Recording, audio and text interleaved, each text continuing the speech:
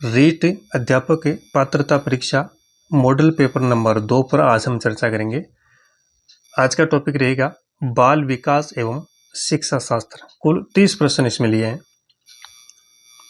प्रश्न संख्या पहला है, विकास की किस अवस्था में नार्सिसिज्म यानी स्व प्रेम की भावना का जो गुण है वह अत्यंत प्रबल होता है?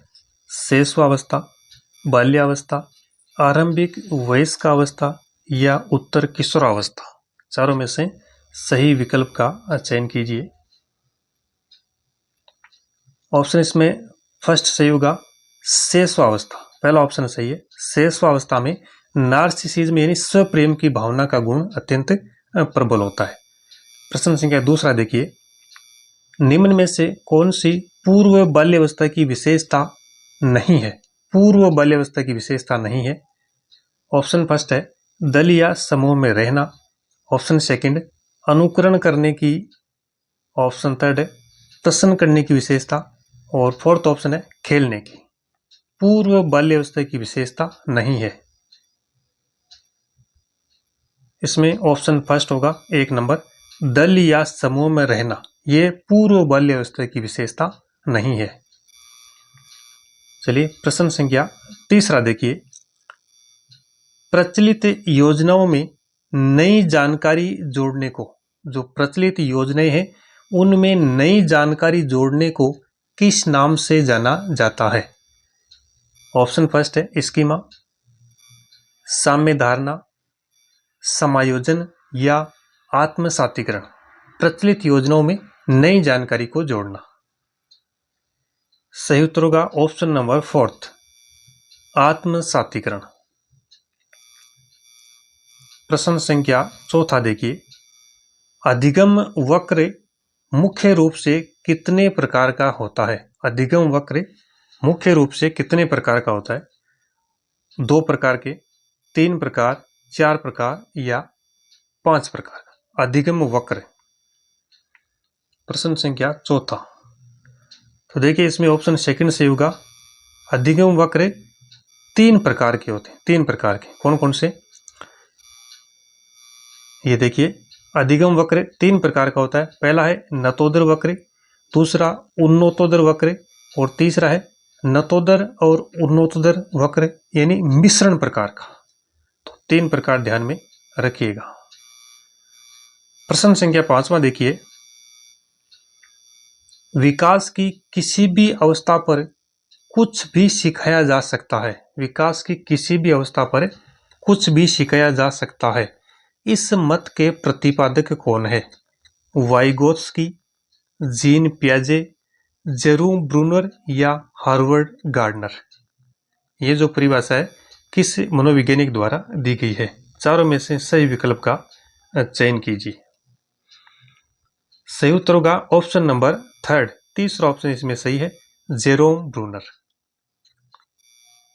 चलिए अगला क्वेश्चन, प्रश्न संख्या 6 देखिए, जीन पियाजे जो मनोवैज्ञानिक है के अधिगम संज्ञानात्मक सिद्धांत के अनुसार वह प्रक्रिया जिसके द्वारा संज्ञानात्मक संरचना को संशोधित किया जाता है। संज्ञानात्मक जो सिद्धांत है जीन पियाजे द्वारा दिया गया है, इसके अनुसार वह प्रक्रिया जिसके द्वारा संज्ञानात्मक संरचना को संशोधित किया जाता है। स्कीमा, प्रत्यक्षण, समायोजन या समावेशन? प्रश्न संख्या 6, तो इसमें ऑप्शन नंबर थर्ड से होगा तीसरा ऑप्शन, समायोजन। 7वां क्वेश्चन देखिए, गिलफोर्ड ने अभिसारी चिंतन पद का प्रयोग किसके समान अर्थ में किया है? गिलफोर्ड ने अभिसारी चिंतन पद का प्रयोग किसके समान अर्थ में किया है? बुद्धि, सृजनात्मक, बुद्धि एवं सृजनात्मक या इनमें से कोई नहीं? चारों में से सही विकल्प का चयन कीजिए।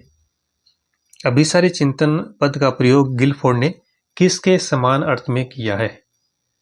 तो इसमें ऑप्शन फर्स्ट होगा बुद्धि। पहला ऑप्शन इसमें सही होगा। आगे देखिए प्रश्न संख्या 8वां, सीखना ज्ञान के निर्माण की प्रक्रिया है। सीखना ज्ञान के निर्माण की प्रक्रिया है। यह कथन किस परिप्रेक्ष्य का प्रतिबिंबित्व करता है? व्यवहारात्मक परिप्रेक्ष्य का, रचनात्मक परिप्रेक्ष्य का, संज्ञानात्मक परिप्रेक्ष्य या भावात्मक? सीखना ज्ञान के निर्माण की प्रक्रिया है। ऑप्शन इसमें दूसरा सही होगा, सेकंड ऑप्शन रचनात्मक परिप्रेक्ष्य का। अगला क्वेश्चन है प्रश्न संख्या 9। होल्ट्जमैन रोड्सा व्यक्तित्व परीक्षण में कार्डों की संख्या कितनी है? 10, 31, 16 या 90? रोड्सा व्यक्तित्व परीक्षण में कार्डों की संख्या कितनी है? 10, 31, 16 या 90? तो इसमें ऑप्शन फर्स्ट सही होगा 10। आगे देखिए प्रश्न संख्या 10वां। शेल्डन ने शारीरिक गठन के आधार पर श्रेणीकरण मानते हुए प्रबल एंडोमॉर्फी व्यक्तियों का श्रेणी अनुपात क्या बताया है? शेल्डन ने शारीरिक गठन के आधार पर श्रेणीकरण मानते हुए प्रबल एंडोमॉर्फी व्यक्तियों का श्रेणी अनुपात क्या बताया? 1, 1, 7, 1, 7, 1, 7, 1, 1 या 4, 4, 4? चार में से सही विकल्प का चयन कीजिए। तो देखिए इसमें ऑप्शन नंबर थर्ड सही होगा, तीसरा ऑप्शन 7, 1, 1। इसमें प्रबल एंडोमॉर्फी व्यक्तियों का श्रेणी अनुपात तो 7, 1, 1 है, और अगर पूछे मेसोमॉर्फी व्यक्तियों का श्रेणी अनुपात तब होगा 1, 7, 1। एंडोमॉर्फी व्यक्तियों का 7, 1, 1 और मेसोमॉर्फी व्यक्तियों का 1, 7, 1। अगला प्रश्न है प्रश्न संख्या 11वां। जब व्यक्ति असफलता, दुख इत्यादि को बलपूर्वक भूलने का प्रयास करता है, असफलता, दुख आदि को बलपूर्वक भूलने का प्रयास करता है, तो उसे क्या कहा जाता है? दमन, समन, प्रक्षेपण या प्रतिगमन? ऑप्शन इसमें सेकंड से होगा, दूसरा ऑप्शन समन। आगे देखिए प्रश्न संख्या 12वां। कौन सा विकल्प सही सुमेलित नहीं है? ऑप्शन फर्स्ट है शेपिंग की अवधारणा स्किनर, इसके फोल्डिंग की अवधारणा वाइगोत्स्की, MKO की अवधारणा वाइगोत्स्की, ZPD की संप्रत्यय कोहलबर्ग। तो चारों में से जो सुमेलित नहीं है उसका चयन करना है। इसमें ऑप्शन नंबर जो फोर्थ है वो सही होगा। ZPD का जो संप्रत्यय है ये कोहलबर्ग ने नहीं दिया, ये दिया है वाइगोत्स्की ने। तो ऑप्शन इसमें फोर्थ सही होगा। आगे देखिए प्रश्न संख्या 13वां देखिए। अगला प्रश्न है 13वां देखिए। समानता, गुणवत्ता और परिमाण को भारतीय शिक्षा का दुर्ग्राह्य त्रिकोण किसने कहा था? समानता, गुणवत्ता और परिमाण को भारतीय शिक्षा का दुर्ग्राह्य त्रिकोण किसने कहा? प्रोफेसर यशपाल, श्री JP नायक, BKRV राव या श्री गिज्जूभाई बंदेखा? चार में से सही विकल्प देखिए। ऑप्शन इसमें सेकंड से होगा, श्री JP नायक ने समानता, गुणवत्ता और परिमाण को भारतीय शिक्षा का दुर्ग्राह्य त्रिकोण कहा था। आगे देखिए प्रश्न संख्या 14। बालक के विकास का पारिस्थितिकी मॉडल भारतीय संदर्भ में किसने प्रस्तुत किया? बालक के विकास का पारिस्थितिकी मॉडल भारतीय संदर्भ में किसने प्रस्तुत किया? ऑप्शन फर्स्ट है CH राइस, JP दास, दुर्गानंद सिन्हा या ब्रान फेन ब्रेनर? बालक के विकास का पारिस्थितिकी मॉडल भारतीय संदर्भ में किसने दिया? तो देखिए इसमें ऑप्शन थर्ड से होगा, दुर्गानंद सिन्हा, दुर्गानंद सिन्हा। अगला प्रश्न है 15वां। व्यक्तित्व एवं बुद्धि में वंशानुक्रम की नाममात्र की भूमिका है, महत्वपूर्ण भूमिका है, पूर्वानुमेय भूमिका है या आकर्षक भूमिका है? व्यक्तित्व एवं बुद्धि में वंशानुक्रम की क्या भूमिका है ये पूछ रहा है। प्रश्न संख्या 15वां। इस प्रश्न का सही उत्तर होगा ऑप्शन नंबर सेकंड, दूसरा ऑप्शन सही है। महत्वपूर्ण भूमिका, यानी व्यक्तित्व एवं बुद्धि में वंशानुक्रम की महत्वपूर्ण भूमिका होती है। आगे देखिए प्रश्न संख्या 16, एनसीएफ 2005 में अध्यापक विद्यार्थी अनुपात क्या निर्धारित किया गया? एनसीएफ 2005 में अध्यापक विद्यार्थी जो अनुपात है वो क्या निर्धारित किया गया? 1:25, 1:30, 1:35 या 1:40? ऑप्शन सेकंड सही होगा, दूसरा ऑप्शन सही है 1:30। अगला प्रश्न है 17वां, किस मनोवैज्ञानिक ने कहा विकास एक सतत एवं धीमी प्रक्रिया है? विकास एक सतत एवं धीमी प्रक्रिया है, ये मनोवैज्ञानिक ने कहा है? स्किनर, हरलोक, पियाजे या कोलसेनिक? प्रश्न संख्या 17वां, ऑप्शन इसमें फर्स्ट सही होगा स्किनर। स्किनर के अनुसार विकास एक सतत एवं धीमी धीमी प्रक्रिया है। 18वां क्वेश्चन देखिए, उपलब्धि परीक्षण मुख्यतः दिए जा सकते हैं कितने प्रकार से? 2 प्रकार से, 3 प्रकार से, 4 प्रकार से या 6 प्रकार से? तो इसमें ऑप्शन पहला सही होगा, फर्स्ट ऑप्शन 2 प्रकार से। उपलब्धि परीक्षण है वह 2 प्रकार से दिए जा सकते हैं। उपलब्धि परीक्षण यह मापता है कि किसी व्यक्ति ने समय के साथ कैसा सीखा है, अपने वर्तमान प्रदर्शन का विश्लेषण करके उसने क्या सीखा है। निर्माण प्रक्रिया के आधार पर उपलब्धि परीक्षण को 2 श्रेणियों में वर्गीकृत किया जाता है, अर्थात गैर मानकीकृत परीक्षण नंबर 1 और दूसरा है मानकीकृत परीक्षण। तो इस प्रकार से उपलब्धि परीक्षण 2 प्रकार से दिए जा सकते हैं। प्रश्न संख्या 19वां देखिए, आदतों के निर्माण में सबसे महत्वपूर्ण भूमिका किसकी है? आदतों के निर्माण में जो सबसे महत्वपूर्ण भूमिका है वो किसकी है? अभिभावकों की, शिक्षकों की, सहपाठियों की या उपरोक्त सभी? आदतों के निर्माण में सबसे महत्वपूर्ण, सर्वाधिक महत्वपूर्ण भूमिका अगर किसी की है तो वह है अभिभावकों की। ऑप्शन इसमें फर्स्ट सही है। प्रश्न संख्या 20 में देखिए, आकलन वह प्रकार है जिसमें बालक और अध्यापक दोनों सक्रिय हो। आकलन का वह प्रकार है जिसमें बालक और अध्यापक दोनों सक्रिय हो, यानी दोनों एक्टिव हो। सीखने के लिए आकलन, सीखने का आकलन, सीखने के रूप में आकलन या उपरोक्त सभी? ऑप्शन फर्स्ट सही होगा, पहला ऑप्शन सीखने के लिए आकलन, जिसमें बालक भी सक्रिय होता है और अध्यापक भी सक्रिय होता है।